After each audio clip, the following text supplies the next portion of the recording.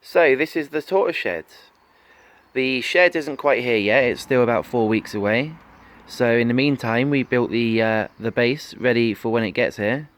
It's a 6 foot by 8 foot shed, and the base is a pretty standard base apart from a few little modifications because we're going to be putting the turtles in here as well. The fish tank is about 250 litres, so you're looking at least quarter of a tonne of weight that just needed a bit of reinforcement underneath the shed base. So let's go have a look at the reinforcement I put in.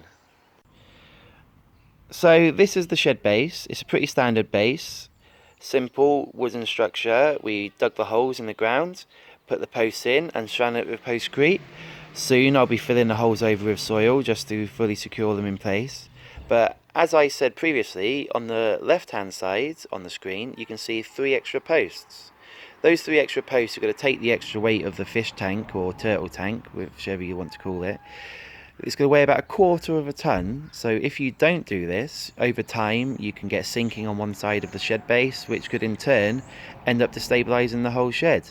And considering we need it to be pretty airtight to keep in all the heat, especially through winter, the last thing we want is gaps forming at the doors and at the corners. So this is pretty important, especially if you're looking at long term trying to heat it, keeping your energy bills down, and just keeping the shed in good condition really. But eagle-eye viewers may have noticed, especially in the previous shot, in the background there's a raised area. So what we're going to do now is we're going to go back there and we'll check it out. So this is the raised section that you can see at the back of the shed. The shed base, as you can see, is just on the left and you have the pond on the right. This contains George's outdoor enclosure. He's currently out here at the moment, you can just see him at the back.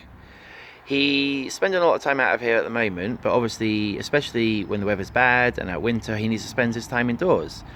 But one of the ideas behind the location of the shed is there will be a little walkway, so his enclosure will be at the back of the shed and there will be a small flap so he can walk out onto the outdoor enclosure or go back inside whenever he wants. So it's less worry for me really, being concerned about whether he's getting too hot or too cold, and if it rains he can go in, warm up and dry off. I'll go into more detail about George's outdoor enclosure in the future, but I just wanted to give you a general layout of where everything's going. So, this is the pond. It is roughly 1,200 litres, although I can't remember exactly how big it is. As you can see swimming about at the moment, there are several large koi and some goldfish, and eagle-eyed viewers may even be able to see a little baby swimming about. It depends on how good your eyesight is and how good the recording quality is, I suppose. This is eventually going to be where the 2 map turtles that I have live. They are the ones that will be living inside the aquarium, which is why I had to reinforce the shed base. But over the next year or two, I'm going to hopefully try to migrate them outside to the point where eventually they can be outside all year round. But we'll have to see how that goes. That's all dependent on how they do over winter and how confident I am that they can survive during the winter.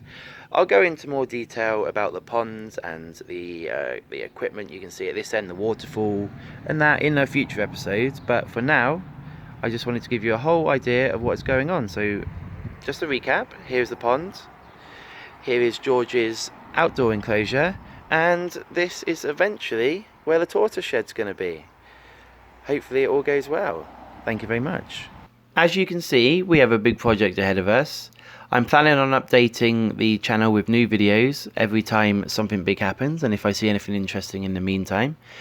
If you have any questions about what I'm doing or what I have been doing or what I could be doing, then feel free to comment in the comment section just below, and share, like and subscribe.